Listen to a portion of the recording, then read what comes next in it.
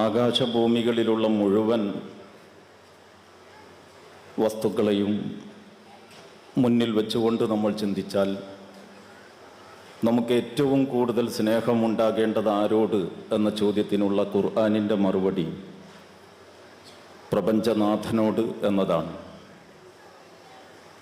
ومن الناس من يتخذ من دون الله أندادا يحبونهم كحب الله والذين آمنوا أشد حبا لله. അപ്പോൾ അങ്ങനെ ചിന്തിക്കുമ്പോൾ നമ്മുടെ ഏറ്റവും ശക്തമായ സ്നേഹം അള്ളാഹുവിനോടായിരിക്കണം. നേരെ മറിച്ച് സൃഷ്ടികളിൽ നമ്മളിങ്ങനെ നമ്മുടെ ഓരോരുത്തരുടെയും മനസ്സിലിങ്ങനെ ഈ അടുക്കടുക്കായിട്ട് സ്നേഹം വെക്കുകയാണെങ്കിൽ എന്ന് സങ്കല്പിച്ചാൽ അതിലേറ്റവും പ്രഥമ സ്ഥാനത്തുണ്ടാവേണ്ടത് ആരാണ് എന്ന ചോദ്യത്തിന് ഹദീസുകൾ, സ്ഥിരപ്പെട്ട ഹദീസുകൾ നമ്മെ പഠിപ്പിക്കുന്നത്, ഇവിടെ വൈകുന്നേരം മുതൽ ഇതുവരെയും പല ഭാഷയിൽ ആവർത്തിച്ചതുപോലെ മുഹമ്മദ് മുസ്തഫ സല്ലല്ലാഹു അലൈഹി വസല്ലമയോടുള്ള സ്നേഹമാണ്.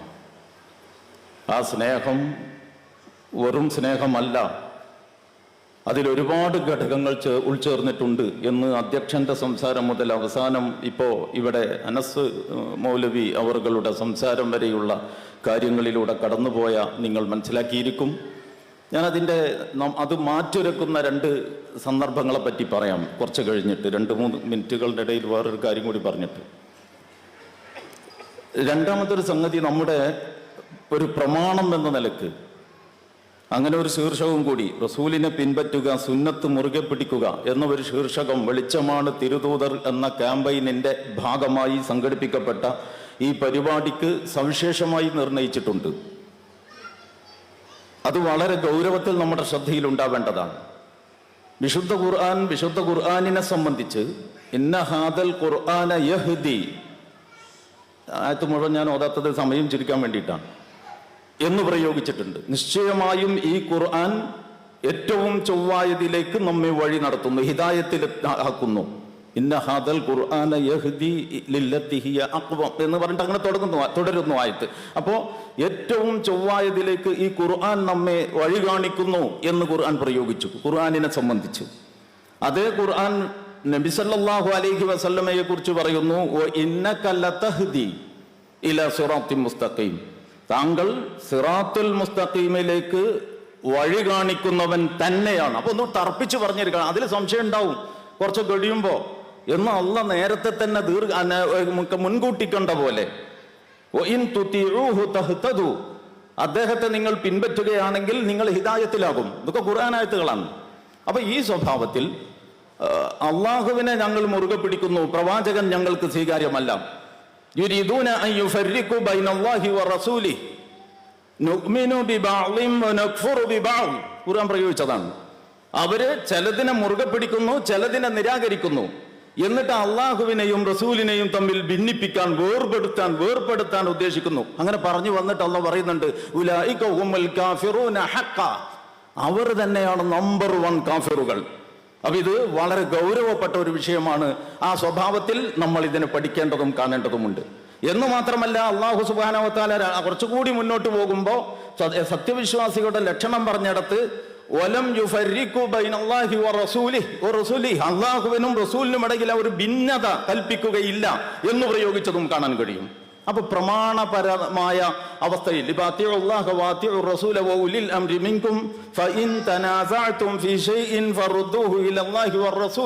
ഈ ആയത്ത് നമുക്ക് വളരെ സുപരിചിതമാണ്. ഞാനിപ്പോ ആയത്ത് പഠിപ്പിക്കാനല്ല ഇപ്പൊ ഉദ്ധരിച്ചത്. അപ്പൊ പ്രമാണം ഏതാണ്? അള്ളാഹുവിനനുസരിക്കണം, റസൂലിനനുസരിക്കണം, കൈകാര്യകർത്താക്കളെയും അനുസരിക്കണം. എന്നിട്ട് വല്ല കാര്യത്തിലും നിങ്ങൾ ഭിന്നിക്കുന്ന പക്ഷം അള്ളാഹുവിലേക്കും റസൂലിലേക്കും മടക്കണം. അവിടെ തീർന്നില്ല. എന്താണ്? ഈ പ്രമാണങ്ങളെ പ്രമാണങ്ങളായിട്ട് കണ്ട് ഈ പ്രമാണങ്ങൾക്ക് കൊടുക്കേണ്ട പ്രാധാന്യവും പരിഗണനയും നൽകുക എന്നുള്ളത്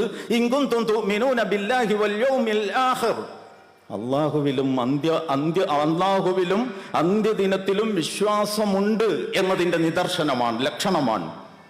അപ്പോൾ ഇത് വളരെ ഒറ്റയിരിപ്പിൽ ഇരുന്നിട്ട് പിന്നെ ഈ 2:145 എന്ന് പറഞ്ഞാൽ സൂറത്തുൽ ബഖറയിലെ 145-ാമത്തെ ആയത്തിനെ പറ്റിയാണ് മൂപ്പര് പറഞ്ഞത്. അതിന്റെ അറബിയും അറിയില്ല, അറബി ടെക്സ്റ്റും അറിയില്ല എന്ന് മാത്രമല്ല, വിവരമില്ല എന്നുള്ള വിവരം കൂടി ഇല്ലാത്തത് കൊണ്ട് വിവരം വേണ്ട എന്നുള്ളതിന് ഇപ്പോൾ വാദമുഖങ്ങൾ സമർത്ഥിക്കുന്നിടത്തേക്ക് എത്തിയിരിക്കണം. അപ്പോൾ അതുകൊണ്ട് ഞാൻ പറയുന്നത്, ഇത് വളരെ കൃത്യതയുള്ള ചില അടിസ്ഥാനങ്ങളിൽ പണിതുയർത്തിയ ഒരു ദീനാണ്. ആർക്കെങ്കിലും എവിടെയെങ്കിലും ഇരുന്നിട്ട് എന്തെങ്കിലും പറഞ്ഞാൽ ഈ ദീനിന്റെ പ്രമാണങ്ങൾ അതനുസരിച്ച് മാറൂല. ആ ഒരു സ്വഭാവത്തിൽ ഇന്നതാണ് പ്രമാണം എന്ന് കാണൽ, ആ പ്രമാണങ്ങളെ പ്രമാണപരമായി സമീപിക്കൽ, അത് നമ്മുടെ വിശ്വാസാദർശത്തിന്റെ അസ്ഥിവാരവുമായി അള്ളാഹു ബന്ധപ്പെടുത്തിയിരിക്കുന്നു എന്ന നിലക്ക് കാണണം. അതാണ് ആ രണ്ടാമത്തെ വിഷയത്തിൽ എനിക്ക് പറയാനുള്ളത്. മൂന്നാമത്തെ ഇനത്തിൽ ഞാൻ പറയുന്നത്, നമ്മളിപ്പോൾ നബിയെ പറ്റി കുറേ മദ്ഹ് പറഞ്ഞു, ഇനിയും കുറേ പറയാം. മുഹമ്മദിയ എന്ന് പറഞ്ഞിട്ടൊരു ബൈത്തന്നുണ്ട്, സമയം ഉണ്ടെന്നുണ്ടെങ്കിൽ ഇപ്പോൾ നമുക്ക് ചെല്ലാം. എനിക്ക് ഏകദേശം അതിൻ്റെ ഒരു പകുതി ഭാഗം കാണാതെ അറിയാം. പുകഴ്ത്തലും വാഴ്ത്തലും ഒക്കെ അതിലുമുണ്ട്. ആരപ്പോൾ നമ്മൾ മാത്രമാണോ ഈ പുകഴ്ത്തൽ നബിയെ പുകഴ്ത്തിയിരുന്നത്? സാക്ഷാൽ അബൂലഹബ് പറഞ്ഞില്ലേ, എന്ത്? ഇന്നാ ലനുകദ്ദിബുക വലാകിൻ നുകദ്ദിബു മാ ജിഅത ബിഹി. നീ കള്ളനാണെന്ന് ഞങ്ങൾക്ക്, നീ പണ്ടേ അൽ അമീനാണ്, ഇപ്പോഴും അൽ അമീനാണ്, നിന്റെ സത്യസന്ധതയിൽ ഞങ്ങൾക്ക് സംശയമില്ല. നീ കൊണ്ടുവന്ന ഈ പദ്ധതിയും പരിപാടിയും ഞങ്ങൾക്ക് പറ്റൂല, അതിവിടെ നടപ്പാക്കാൻ ഞങ്ങൾ സമ്മതിക്കൂല. ഇത്രേ ഉള്ളൂ. അപ്പോൾ നമ്മൾ ഈ തടിമ പിടിക്കാതെ, നമ്മുടെ ജീവിതത്തെ സ്വാധീനിക്കാതെ, നമ്മൾ പ്രത്യേകിച്ചൊന്നും ത്യജിക്കാതെ പ്രവാചകനെ വാഴ്ത്തിക്കൊണ്ടിരിക്കുക എന്നത് വളരെ എളുപ്പമുള്ള പരിപാടിയാണ്. അള്ളാഹുവിനേക്കാൾ സ്നേഹം പ്രവാചകനോട്, പ്രവാചകനേക്കാൾ സ്നേഹം പ്രവാചകന്റെ ആസാറുകളോട്, പ്രവാചകന്റെ ആസാറുകളേക്കാൾ സ്നേഹം പ്രവാചകന്റെ ആസാറുകൾ സൂക്ഷിച്ച പള്ളിയോട്, പ്രവാചകന്റെ ആസാറുകൾ സൂക്ഷിച്ച പള്ളിയേക്കാൾ പ്രാധാന്യം അതിന് ചുറ്റുവട്ടത്തിൽ വളരുന്ന ടൗൺഷിപ്പിനോട്. ഒരു പ്രവാചകൻ എങ്ങനെ കമ്പോളവൽക്കരിക്കപ്പെടും എന്നതിന് ഇതിനേക്കാൾ എന്ത് തെളിവാണ് നിങ്ങൾക്ക് വേറെ വേണ്ടത്? അപ്പൊ ഇതൊക്കെ വളരെ എളുപ്പം നടക്കുന്ന വ്യവസായമാണ്. അതുകൊണ്ട് നമ്മളും അതിൽ പെട്ടുപോകാതിരിക്കാൻ ഞാൻ 2 സംഭവങ്ങൾ പറയാം, ചുരുങ്ങിയ സമയം ഉപയോഗപ്പെടുത്തിയിട്ട്. ഒന്നാമത്തെ സംഭവം, നബി സല്ലല്ലാഹു അലൈഹി വസല്ലമ ജീവിച്ചിരിക്കുന്ന കാലത്ത് തന്നെ മക്കയിൽ ചെന്ന ശേഷം, മദീനയിൽ ചെന്ന ശേഷം ആ സഹാബിമാരുടെ ഇടയിൽ എന്തെങ്കിലുമൊക്കെ അഭിപ്രായ വ്യത്യാസങ്ങൾ ഏത് തരത്തിലുള്ളതാണെങ്കിലും അവര് റസൂലുള്ളയാണ് അവരുടെ നേതാവ്, റസൂലുള്ളയോട് ചോദിക്കും. കാരണം ഖുർആൻ അവരെ പഠിപ്പിച്ചത് ഇൻ തുതിഉഹു തഹ്തദു, അദ്ദേഹത്തെ നിങ്ങൾ അനുസരിക്കുന്ന പക്ഷം നിങ്ങൾ ഹിദായത്തിലാകും എന്നാണല്ലോ.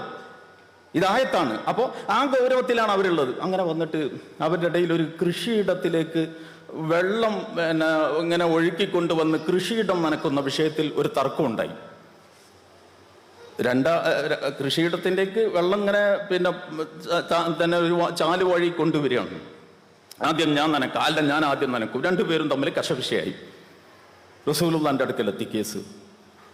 അപ്പൊ റസൂലുള്ള അവിടെ റൂമിൽ ഇരുന്നിട്ട് വിധിക്കല്ല, അവിടെ നിന്ന് ഇതൊക്കെ നോക്കി ഭൂമിയുടെ കടുപ്പ് പരിശോധിച്ചു. റസൂലുള്ളാക്ക് മനസ്സിലായി, ആദ്യം അദ്ദേഹം നനച്ചിട്ട് പിന്നെ ഇദ്ദേഹം നനക്കലാണ് പ്രായോഗികം, വെള്ളം അവിടെ നിന്നാണ് ഒഴുകി വരുന്നത്. റസൂലുള്ള ആദ്യം സുബൈറെ നിങ്ങൾ ആദ്യം, സുബൈർ ഇബ്നുൽ അവ്വാം, സുബൈറെ നിങ്ങൾ ആദ്യം നനക്ക്, എന്നിട്ട് അദ്ദേഹത്തിന് കൊടുക്ക് എന്ന് നിർദ്ദേശിച്ചു. അപ്പൊ അൻസാരി ആദ്യം നനക്കണം എന്ന് വാദിച്ച ആളാണ്. ഇവർ തമ്മിലാണ് അഭിപ്രായ വ്യത്യാസം വന്നത്. ഈ പ്രശ്നമാണ് റസൂലുള്ളയുടെ അടുക്കൽ എത്തിയത്. അതിലാണ് റസൂലുള്ള വിധി പറയുന്നത്. നിങ്ങളെ ബന്ധു ആയതുകൊണ്ടല്ലേ നിങ്ങൾ മൂപ്പരോട് ആദ്യം നനക്കാൻ പറഞ്ഞത്? ആര്? മറ്റേ മനുഷ്യൻ, നിങ്ങളുടെ ബന്ധു. അപ്പൊ സുബൈർ റളിയല്ലാഹു അൻഹു നബിയുടെ ബന്ധുവാണ്, കളാമാന്റെ മോനോ അങ്ങനെ എന്തോ ആണ്. സ്വാഭാവികമായിട്ടും അത് വെച്ചിട്ടാണ്, നിങ്ങളുടെ ബന്ധു ആയതുകൊണ്ടല്ലേ നിങ്ങൾ അങ്ങനെ പറഞ്ഞത്. പിന്നെ ഇടപെടുന്നത് അള്ളാഹുവാണ്. ഫലാ വറബ്ബിക ലാ യുഅ്മിനൂന ഹത്താ യുഹക്കിമൂക ഫീമാ ശജറ ബൈനഹും സുമ്മ ലാ യജിദു ഫീ അൻഫുസിഹിം ഹറജൻ മിമ്മാ ഖളൈത വയുസല്ലിമു തസ്ലീമ. താങ്കളുടെ നാഥനാണ് സത്യം. അവരുടെ ഒരു കൂട്ടരുടെ ആരുടെയും ഈമാൻ വാദം യാഥാർത്ഥ്യമാവുകയില്ല. അവരുടെ ആരുടെയും ഈമാൻ വാദം യാഥാർത്ഥ്യമാവുകയില്ല. അവർക്കിടയിൽ പൊട്ടിമുളച്ചുണ്ടാകുന്ന ഒരു പ്രശ്നം താങ്കളുടെ മുമ്പിലെത്തിയിട്ട് താങ്കൾ അതിലൊരു തീർപ്പ് പറഞ്ഞിട്ട് ഒരു ചൊറിച്ചിലും കൂടാതെ, ഒരു അസ്വസ്ഥതയും കൂടാതെ, ഒരു പുകച്ചിലും കൂടാതെ, ഒരു പകയും കൂടാതെ സർവാത്മന അവർക്കത് ഉൾക്കൊള്ളാൻ കഴിയാത്തിടത്തോളം കാലം. ഇതാണ് ഇത്. പള്ളിക്കമ്മിറ്റിയുടെ ഭൂമി പാട്ടത്തിന് കൊടുത്തതൊന്നുമല്ല. അങ്ങനെയാണെങ്കിൽ അതിങ്ങനെ നോക്കുമ്പോൾ മതപരമായ ഒരു ചായ ഉണ്ട്.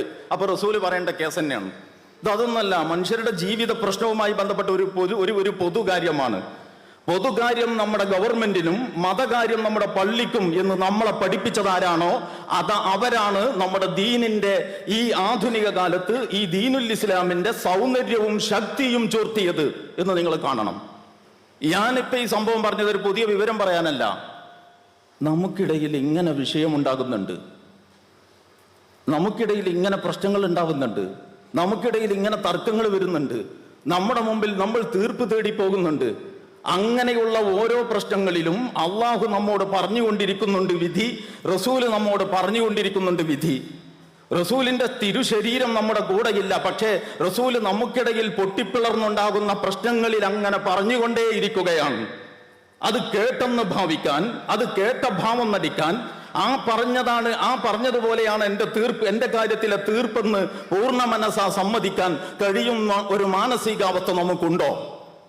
ഇതാണ് നമ്മൾ നമ്മോട് ചോദിക്കേണ്ടത്. എൻ്റെ മതപരമായ, എൻ്റെ കുടുംബപരമായ, എൻ്റെ സാമൂഹികമായ, എൻ്റെ സാംസ്കാരികമായ, എൻ്റെ രാഷ്ട്രീയമായ ജീവിതത്തിന്റെ ഗതി നിർണയിക്കുന്ന ഗൗരവപ്പെട്ട വലിയ ചെറിയ വലിയ പ്രശ്നങ്ങളിൽ ഞാൻ എവിടെ നിൽക്കണമെന്നും എന്ത് ചെയ്യണമെന്നുമുള്ള ചോദ്യമുണ്ടാകുമ്പോൾ, ഞാനും എൻ്റെ സഹപ്രവർത്തകരും തമ്മിൽ തർക്കിക്കുമ്പോൾ, എൻ്റെ വീട്ടിൽ അതൊരു വിവാദ വിഷയമാകുമ്പോൾ, ഞങ്ങളുടെ നാട്ടിൽ അതൊരു പ്രശ്നമായി തീരുമ്പോൾ, ഞങ്ങളുടെ മഹല്ലിൽ അതൊരു ഒരു പ്രശ്നമായി രൂപപ്പെട്ടു വരുമ്പോൾ ആരുടെ തീർപ്പാണ് നമ്മൾ തേടിപ്പോകുന്നത്?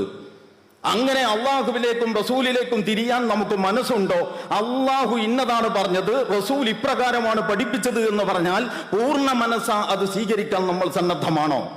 ഇതാണ് അബൂലഹബിന്റെ ഹുബിൽ നിന്ന് അബൂബക്കറിന്റെ ഹുബിനെ വേർപെടുത്തുന്ന ഘടകം എന്ന് ഞാൻ ഇവിടെ പറയാൻ ഉദ്ദേശിക്കുകയാണ്. രണ്ടാമത്തെ സംഭവം ജുലൈബീബ് എന്ന് പറയുന്ന, നിങ്ങൾ കേട്ടിരിക്കും. ജുലൈബീബ് എന്ന് പറഞ്ഞാൽ ഒരു സ്വഹാബിയാണ്. ആള് കുറിയവനാണ്, കറുത്ത്, കാണാൻ കോലമൊന്നുമില്ലാത്ത, കാശുമില്ലാത്ത, പൈസയും ഒന്നുമില്ലാത്ത ഒരു പാവപ്പെട്ട മനുഷ്യൻ. അപ്പോൾ ഒരു ദിവസം ജുലൈബീബിൻ്റെ കഥ പലതുണ്ട്, അതവിടെ ഇരിക്കട്ടെ. ഞാൻ ഇപ്പോൾ ഒരു പ്രത്യേക കാര്യം മാത്രമാണ് പറയാൻ ഉദ്ദേശിക്കുന്നത്. ഒരു ദിവസം ജുലൈബീബിനെ റസൂലുള്ളാഹി സ്വല്ലല്ലാഹു അലൈഹി വസല്ലം കണ്ടപ്പോൾ, അല്ല ജുലൈബീബ് എനിക്ക് പെണ്ണിട്ടണ്ടേ? എനിക്ക് ആര് പെണ്ണേരാനാ റസൂലേ? ആ ജുലൈബീബിന്റെ ആ പ്രതികരണത്തിൽ തന്നെ അദ്ദേഹത്തിന്റെ വിഷമവും നിരാശയും സങ്കടവും ഒക്കെ മുറ്റി നിൽക്കുന്നുണ്ട്. അല്ല ജുലൈബീബ്, അങ്ങനെ പറഞ്ഞാൽ പറ്റൂല, എനിക്ക് പെണ്ണിട്ടണ്ടേ? എവിടുന്ന് പെണ്ണിട്ടാനാ? കാരണം അദ്ദേഹത്തെ കണ്ട ആരും പെണ്ണെടുക്കൂല, കല്യാണം കഴിച്ചിട്ടില്ല, സ്വന്തമായിട്ട് വീടില്ല, സമ്പാദ്യം സ്ഥിര വരുമാനത്തിന്റെ സാധ്യതകളൊന്നുമില്ല. റസൂലുള്ള ജുലൈബീബിനെ അങ്ങോട്ട് ചേർത്ത് പിടിച്ചു. ജുലൈബീബെ, നീ പോയിട്ട് ഇന്ന ഗോത്രത്തിലെ ഇന്ന അൻസാരി സഹാബിയോട് പോയിട്ട് റസൂലുള്ള നിങ്ങളോട് സലാം പറഞ്ഞിട്ടുണ്ട് എന്ന് പറ. എന്നിട്ട് അദ്ദേഹത്തോട് പറ, അദ്ദേഹത്തിന്റെ മകളെ നിനക്ക് കെട്ടിച്ചു തരാൻ റസൂലുള്ളാഹി സ്വല്ലല്ലാഹു അലൈഹി വസല്ലം നിർദ്ദേശിച്ചിട്ടുണ്ട്. റസൂലല്ലേ പറയണത്, പോകാതിരിക്കാൻ പറ്റുമോ? ജുലൈബീബ് പോയിട്ട് ആ വീട്ടിൻ്റെ അടുത്ത് ചെന്നു, വീട്ടിൻ്റെ മുറ്റത്ത് ചെന്നു. വീട്ടുകാരൻ അവിടെ തന്നെ കാണുന്നിടത്ത് തന്നെ ഉണ്ട്. സലാം പറഞ്ഞു. റസൂലുള്ള സലാം പറഞ്ഞിരിക്കുന്നു. അലൈക വഅലൈഹി സലാം. വളരെ സന്തോഷമായി. റസൂലുള്ള സലാം പറഞ്ഞയച്ചല്ലോ. നിങ്ങളെ മകളെ എനിക്ക് കെട്ടിച്ചേരാൻ പറഞ്ഞിട്ടുണ്ട്. കാരണം ഇതുകൊണ്ട് അങ്ങനെ സാധാരണ സംസാരിക്കാനൊന്നും പറ്റുന്നില്ല. ശ്വാസം തിങ്ങി വരുന്നുണ്ട്. എന്താണ് ഈ പറയാൻ പോകുന്നത് ഈ മനുഷ്യനോട് ചെന്നിട്ട് എന്നതിനെ കുറിച്ച് അയാൾ ആലോചിക്കുന്നുണ്ട്. ഈ അസ്വസ്ഥതകളൊക്കെ മുറ്റി നിറഞ്ഞ് തുളുമ്പി വഴിഞ്ഞ് അങ്ങനെ ഒരു വിധം ജുലൈബീബ് പറഞ്ഞു, നിങ്ങളെ മകളെ എനിക്ക് കെട്ടിച്ചു തരാൻ റസൂലുള്ള പറഞ്ഞിട്ടുണ്ട്. അയാളുടെ മുഖം സ്വാഭാവികമായിട്ട് ഊഹിക്കാവല്ലോ. അപ്പോൾ പിന്നെ നമ്മൾ ഈ പുരുഷന്മാർ ചെയ്യുന്ന ഒരു പരിപാടി ഉണ്ട്. അതെന്താന്ന് ചോദിച്ചാൽ, ഒരു വക ക്രെഡിറ്റ് നമുക്ക് കിട്ടേണ്ടതാണെങ്കിൽ നമ്മൾ തന്നെ തീരുമാനമൊക്കെ എടുക്കും. മുടക്കാൻ വിചാരിക്കണം. നിങ്ങളെ ഈ കണ്ണൂരിലെ പുതിയാപ്പള സിസ്റ്റത്തിൽ ഇതെങ്ങനെയെന്ന് എനിക്കറിയില്ല. ഞാൻ മലപ്പുറത്തെ ഞങ്ങളെ കാര്യമാണ് പറയുന്നത്. ഇനിയിപ്പോൾ അതിൻ്റെ പേരിൽ നമ്മൾ തമ്മിലൊരു പ്രശ്നം ഉണ്ടാകേണ്ടതില്ല. അപ്പോൾ എങ്ങനെയെന്ന് വെച്ചാൽ, ഞങ്ങൾ തന്നെ കുടുംബനാഥം എന്നുള്ള ആൾക്ക് ഞാൻ തീരുമാനിച്ചു കൊടുത്തു, ഞാൻ തീരുമാനിച്ചു, ഞാൻ പറഞ്ഞു, ക്രെഡിറ്റ് എനിക്ക് കിട്ടേണ്ടതാണെങ്കിൽ അത് ഞാൻ തന്നെ എടുക്കും. അതല്ല, മുടക്കേണ്ട സംഗതിയാണെങ്കിൽ ഞാൻ പറയും, ഞാൻ മോളോടൊന്ന് ചോദിക്കട്ടെ, അകത്തേ മോളോടൊന്ന് ചോദിക്കട്ടെ അങ്ങനെ എന്ന് പറഞ്ഞ മാതിരി ഈ അൻസാരി അകത്തേക്ക് പോയി. അപ്പൊ ഇന്നത്തെ മാതിരി സൗണ്ട് പ്രൂഫ് വീടൊന്നും അല്ലല്ലോ, ഓലപ്പട്ടിയും മറ്റുമൊക്കെ അല്ലേ, ഈ തപ്പനപ്പട്ടിയും മറ്റുമൊക്കെ ആണല്ലോ പൊതുവേ. അപ്പൊ ഇതൊക്കെ ആ സ്ത്രീ അകത്ത് നിന്നിട്ട് കേൾക്കുന്നു. ഏതാണ് അവൻ, എന്താ പറയണത്?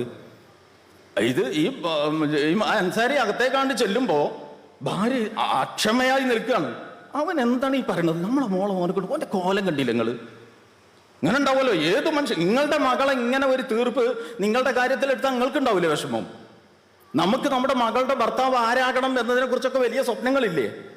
പ്രായപൂർത്തിയെത്തിയ പെൺകുട്ടികൾ അറിയണം നിങ്ങളുടെ ഭർത്താക്കന്മാരാരാകണം എന്നതിൽ നിങ്ങളുടെ മാതാപിതാക്കൾക്ക് വലിയ സ്വപ്നങ്ങളുണ്ട്. നിങ്ങൾ അത് നിങ്ങൾ ഒരു എന്താണ് നിങ്ങൾ നിങ്ങളുടെ മാതാക്കളുടെ ഗർഭപാത്രത്തിൽ ഒരു രക്തപിണ്ഡമായിരുന്ന ഘട്ടം മുതലേ അവർ നിങ്ങളെ താലോലിച്ചുകൊണ്ടിരിക്കുകയാണ്. എന്നിട്ട് 4 പ്രാവശ്യം ബസ്സിൽ നിന്ന് കണ്ടിട്ട് ഹായ് പറഞ്ഞിട്ട് റോട്ടിൽ നിന്ന് കണ്ട ഒരുത്തന്റെ പിന്നാലെ അവള് പോയി എന്ന് കേട്ടാൽ വലിയ വിഷമുണ്ടാവും. നമുക്ക് ഇതിലേക്ക് തന്നെ വരാൻ സമയമില്ല.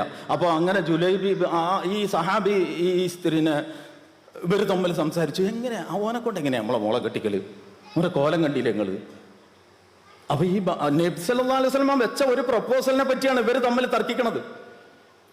അള്ളാഹുവിന്റെ റസൂലിന്റെ തെർബിയത്തിൽ ശിക്ഷണത്തിൽ വളർന്ന ഒരു പെൺകുട്ടിയുണ്ട് ആ വീട്ടിനകത്ത്.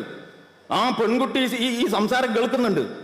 അവള് രംഗത്ത് വന്നിട്ട് പറഞ്ഞു എന്നാണ്, വമാ കാന ലിമുഅ്മിനിൻ വലാ മുഅ്മിനത്തിൻ ഇദാ ഖാല അല്ലാഹു വറസൂലുഹു അംറൻ അൻ യകൂന ലഹുമുൽ ഖിയറത്തു മിൻ അംരിഹിം വമൻ യഅസില്ലാഹ വറസൂലഹു ഫഖദ് ളല്ല ളലാലൻ മുബീന.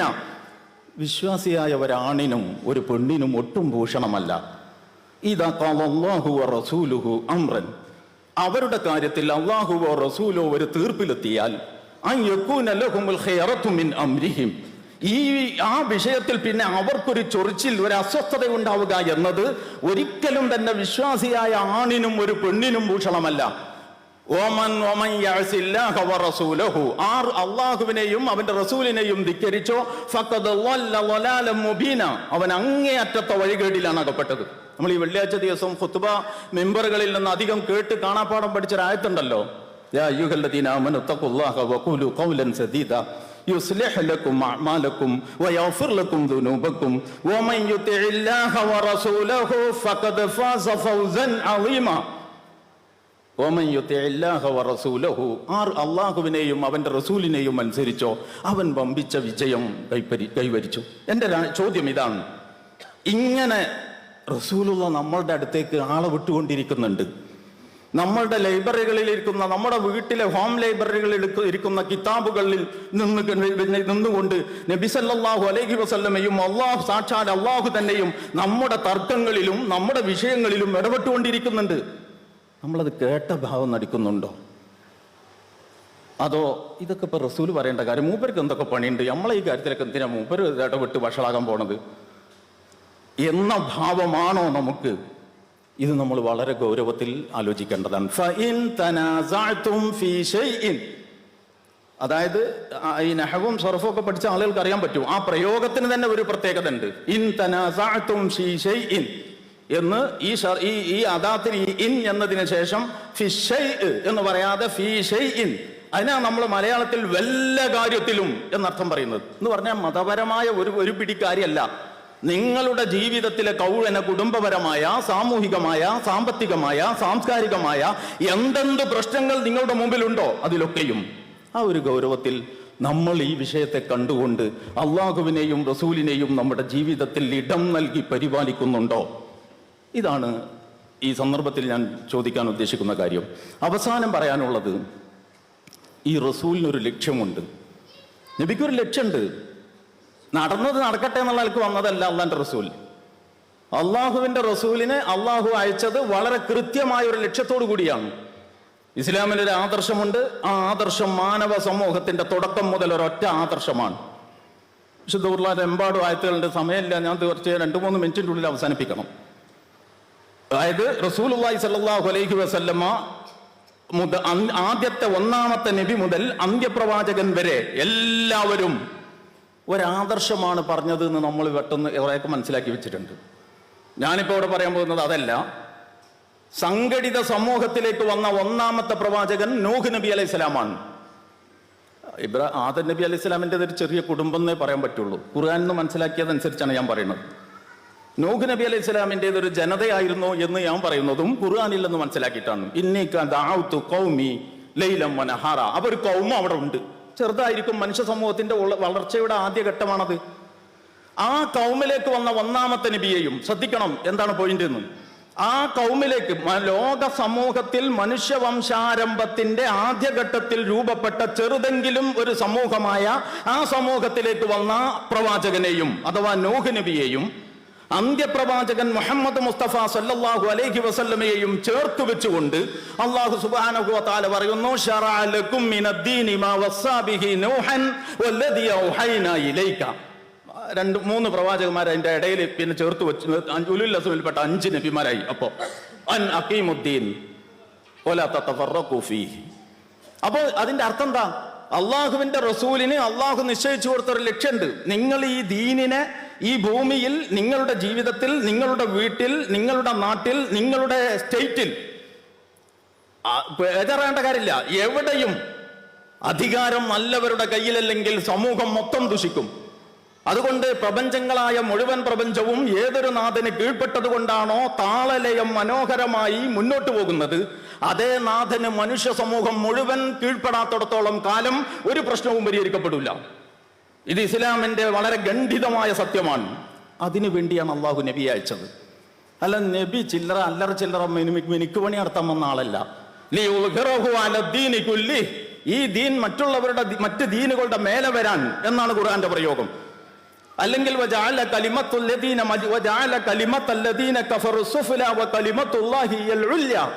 നിഷേധികളുടെ വാക്യം താഴാൻ, അള്ളാഹുവിന്റെ വചനം ഉയരാൻ. അള്ളാഹുവിനെ വഴിപ്പെടാൻ, അള്ളാഹുവിന്റെ വഴിപ്പെടലിന് മുമ്പിൽ തടസ്സം നിൽക്കുന്ന സകല ശക്തികളെയും ബഹിഷ്കരിക്കാൻ. ഇതൊക്കെയാണ് ഖുർആന്റെ പ്രയോഗം. ഇതൊക്കെ ഒരൊറ്റ ആശയത്തെയാണ് കുറിക്കുന്നത്. ആ ആശയം എന്താണ് എന്നൊന്ന് അറിയാൻ നിങ്ങൾ അറബിയിലേക്ക് നോക്കൂ. മുഹമ്മദ് മുസ്തഫ സല്ലല്ലാഹു അലൈഹി വസല്ലമയുടെ ജീവിതത്തിലേക്ക് നോക്കൂ. അപ്പൊ നബി സല്ലല്ലാഹു അലൈഹി വസല്ലമക്ക് ഒരു ലക്ഷ്യമുണ്ട്. ആ ലക്ഷ്യം അവിടുന്ന് 23 കൊല്ലം കൊണ്ട് പൂർത്തീകരിച്ചു. എൻ്റെ ചോദ്യം, നിങ്ങൾക്ക് ഇത്രയും കൊല്ലം ഈ കണ്ണൂർ ജില്ലയിൽ ഇതിന്റെ ചുറ്റുവട്ടത്തും ജീവിച്ചിട്ട് നമ്മളുടെ സമ്പത്ത്, നമ്മുടെ സമയം, നമ്മുടെ സ്വാധീനം, നമ്മുടെ സമ്മർദ്ദം, ഇങ്ങനെ എന്റേതെന്ന് പറയാവുന്ന മുഴുവൻ വിനിയോഗിച്ചുകൊണ്ട് ഈ ദുനിയാവിൽ പണിതുയർത്തേണ്ടുന്ന എന്തെങ്കിലും ഒരു ലക്ഷ്യം നിങ്ങൾ മനസ്സിലാക്കിയിട്ടുണ്ടോ? ഇല്ലെങ്കിൽ ഞാൻ ഇത്രയും ആളുകളെ മുന്നിൽ വെച്ചുകൊണ്ട് അള്ളാഹുവിനെ സാക്ഷി നിർത്തി പറയുന്നു, നമ്മളുടെ ജീവിതത്തിന് അള്ളാഹു സുബ്ഹാനഹു വ തആല ഒരു ലക്ഷ്യം നിശ്ചയിച്ചു തന്നിരിക്കുന്നു. അത് പരലോകത്തെ സ്വർഗ്ഗമല്ല, അതൊക്കെ ഇവിടുന്ന് പോയിട്ടുള്ള കാര്യമാണ്. ഞാൻ ഇപ്പൊ ഇവിടെ പ്രവർത്തിക്കുമ്പോഴത്തെ ലക്ഷ്യത്തെ കുറിച്ചാണ് പറയുന്നത്. അള്ളാഹു പ്രവാചകന്മാർക്ക്, അതായത് ആദർശം എല്ലാ കാലത്തും ഒന്നായതുപോലെ ആ നൂഹ് നബി മുതൽ മുഹമ്മദ് നബി വരെയുള്ള മുഴുവൻ പ്രവാചകന്മാർക്കും അള്ളാഹു ഇങ്ങനെ ഒരു ലക്ഷ്യം, ഈ ദൈവിക ദീനിന്റെ സംസ്ഥാപനം എന്നൊരു ലക്ഷ്യം നിശ്ചയിച്ചിട്ട് ആ ലക്ഷ്യം കൈവിട്ട് തനിക്ക് തോന്നിയ പോലെ പ്രവർത്തിച്ചു നബി എന്ന് നിങ്ങൾ ആരെങ്കിലും പറയോ? ഏതെങ്കിലും നബി അങ്ങനെ ചെയ്തിട്ടുണ്ടോ? ഇല്ല. എങ്കിൽ പിന്നെ നമുക്ക് ഇങ്ങനെ ഒരു ലക്ഷ്യം അള്ളാഹു നിശ്ചയിച്ചിട്ട് ആ ലക്ഷ്യത്തെക്കുറിച്ച് ലെവലേശം ആലോചിക്കാതെ മുന്നോട്ട് പോകാൻ നമുക്ക് എന്തുണ്ട് ന്യായം? അതുകൊണ്ട് ഈ പരിപാടിയിൽ പങ്കെടുക്കുന്ന മുഴുവൻ ആളുകളും നമ്മുടെ സമ്പത്ത്, നമ്മുടെ സമയം, നമ്മുടെ സ്വാധീനം, നമ്മുടെ സമ്മർദ്ദം എന്ന് പറയുന്ന എന്തൊക്കെയുണ്ടോ ഇത് മുഴുവൻ ഉപയോഗപ്പെടുത്തി ഈ ദുനിയാവിൽ എന്ത് സാക്ഷാത്കരിക്കാനാണ്, എന്ത് നേടിയെടുക്കാനാണ് ഞാൻ നിലകൊള്ളേണ്ടത് എന്ന ചോദ്യത്തിന് കൃത്യവും വ്യക്തവുമായ ഒരു ഉത്തരവുമായിട്ടാണ് പിരിഞ്ഞു പോകുന്നതെങ്കിൽ അതായിരിക്കും ഈ പരിപാടിയുടെ വിജയം എന്നാണ് ഞാൻ മനസ്സിലാക്കുന്നത്. ഇത് നിസ്സാരമായ കാര്യമല്ല. എനിക്ക് ഈ വിഷയത്തിൽ ഒരുപാട് പറയാനുണ്ട്, പക്ഷെ അതിലേക്കൊന്നും ഇപ്പം ഞാൻ പോകുന്നില്ല. ഈ 20 മിനിറ്റിൻ്റെ സമയത്തിനകത്ത് നിന്ന് ഒരു 15 മിനിറ്റ് മാത്രം ഉപയോഗപ്പെടുത്തിക്കൊണ്ട് ഈ വിഷയങ്ങൾ ഇങ്ങനെ നിങ്ങളുടെ ആലോചനയ്ക്ക് വേണ്ടി വെച്ചുകൊണ്ട് ഈ പരിപാടിയുടെ സമാപനം എന്ന നിലക്കുള്ള ഈ സംസാരം അവസാനിപ്പിക്കുകയാണ്. പ്രപഞ്ചനാഥൻ നമ്മെ എല്ലാവരെയും അനുഗ്രഹിക്കുമാറാവട്ടെ. റഹ്മാനും റഹീമുമായ റബ്ബെ, ഞങ്ങളോട് നീ കരുണ കാണിക്കണേ തമ്പുരാനെ. പടച്ചവനെ, ഞങ്ങളുടെ കൂട്ടത്തിലെ രോഗികൾക്ക് നീ ശിഫ നൽകണേ അല്ലാഹ്. പടച്ചവനെ, ഞങ്ങൾക്ക് വേണ്ടപ്പെട്ട ഓരോ പ്രാവശ്യം കണ്ണൂരിൽ വരുമ്പോഴും ഞങ്ങളോടൊപ്പം സഹകരിച്ച് പ്രവർത്തിച്ചിരുന്ന പഴയ തലമുറയിൽപ്പെട്ടവരും പുതിയ തലമുറയിൽപ്പെട്ടവരും ചുറുചുറുക്കോടെ പ്രവർത്തിച്ചിരുന്നതുമായ പല മുഖങ്ങളും ഇപ്പോൾ ഇവിടെ കാണാനില്ല. പേരുകൾ ഞാൻ പറയുന്നില്ല, 1-2 പേര് മാത്രം പറയുന്നത് ശരിയല്ലാത്തത് കൊണ്ട്. റഹ്മാനായ റബ്ബിന് അവരെ അറിയാം. പടച്ചവനെ, ആരെയൊക്കെ നീ തിരിച്ചു വിളിച്ചോ, പടച്ചവനെ ആരെയൊക്കെ നീ തിരിച്ചു വിളിച്ചോ അവരോടൊക്കെ നീ കരുണ കാണിക്കണേ തമ്പുരാനെ. അവരുടെ അമലുകൾ സ്വീകരിക്കണേ നാഥ. അവരുടെ വീഴ്ചകൾ പുറത്തു കൊടുക്കണേ തമ്പുരാനെ. അവരെയും ഞങ്ങളെയും നിന്റെ ജന്നാത്തുൽ ഫിർദൗസിൽ ഒരുമിച്ച് കൂട്ടണേ അല്ലാഹ്. പടച്ചവനെ ഞങ്ങളുടെ സഹോദരിമാരുണ്ട്, അവരുടെ മടിത്തട്ടിൽ പിഞ്ചു മക്കളുണ്ട്. കാലഘട്ടം ദുഷിച്ചുകൊണ്ടേയിരിക്കുന്ന ഈ ഒരു ലോകത്ത് അള്ളാഹുവിന്റെ ദീനിന്റെ മാർഗത്തിൽ ഒരു തരത്തിലുള്ള പ്രലോഭനങ്ങളിലും പെട്ടുപോകാതെയും ഒരു തരത്തിലുള്ള പ്രകോപനങ്ങളിലും പതറിപ്പോകാതെയും നിലകൊള്ളാനുള്ള കരുത്തോടെ അവരെ വളർത്താനുള്ള തൗഫീക്ക് റഹ്മാനായ റബ്ബെ ഞങ്ങൾക്ക് നീ നൽകണേ നാഥ. പടച്ചവനെ ഞങ്ങളുടെ മാതാക്കളെ, ഞങ്ങളുടെ പിതാക്കളെ നീ അനുഗ്രഹിക്കണേ തമ്പുരാനെ. അവരിൽ ജീവിച്ചിരിക്കുന്നവരോട് വളരെ സ്നേഹത്തിൽ വർത്തിക്കാനുള്ള പ്രത്യേകമായ ഒരു കനിവ് ഞങ്ങളുടെ ഹൃദയങ്ങളിൽ നീ ഉണ്ടാക്കി തരണേ അല്ലാ. പടച്ചവനെ അവരിൽ നിന്ന് മരണപ്പെട്ടു പോയവർക്ക് നീ സ്വർഗം നൽകണേ തമ്പുരാനെ. പടച്ചവനെ ഞങ്ങളോട് ദുആ കൊണ്ട് വസിയത്ത് ചെയ്ത ആളുകളുണ്ട്, അവരുടെയും ഞങ്ങളുടെയും എല്ലാ മുറാദുകളും നീ സഫലമാക്കി തരണേ നാഥ. ഞങ്ങളുടെ വിവാഹപ്രായമെത്തിയ യുവതീ യുവാക്കൾക്ക് ഏതൊരു ദീനി ചിട്ടയിലാണോ ഞങ്ങൾ അവരെ വളർത്തിയത് അതുപോലെ തന്നെ മുന്നോട്ട് പോകാൻ, ജീവിതം മുന്നോട്ട് കൊണ്ടുപോകാൻ പറ്റുന്ന നല്ല ഇണകളെ നൽകി അനുഗ്രഹിക്കണേ അല്ലാഹ്. അല്ലാഹുമ്മ ജഅൽ യൗമനാ ഖൈറൻ മിൻ അംസിനാ വജഅൽ ഗദനാ ഖൈറൻ മിൻ യൗമിനാ വലാ തജഅൽ الدنيا أكبر همنا ولا مبلغ علمنا ولا غاية مرامنا ولا إلى النار مصيرنا. اللهم آت أنفسنا تقواها وزكها أنت خير من زكاها أنت ربها ووليها ومولاها يا أرحم الراحمين. اللهم إنا نسألك حبك وحب من يحبك وكل عمل يقربنا إلى حبك. اللهم إنا نسألك الهدى والتقى والعفاف والغنى. اللهم إنا نسألك العفو والعافية والمعافاة الدائمة في الدين والدنيا والآخرة. اللهم ربنا هب لنا من أزواجنا وذرياتنا قرة أعين وجعلنا للمتقين إماما. ربنا تقبل منا إنك أنت السميع العليم وتب علينا إنك أنت التواب الرحيم واغفر لنا يا غافر المذنبين. اللهم صل وسلم وبارك على محمد وعلى آله وصحبه أجمعين وآخر دعوانا أن الحمد لله رب العالمين. السلام عليكم ورحمة الله وبركاته. നന്ദി വി ടി അബ്ദുള്ള കോയ തങ്ങൾ.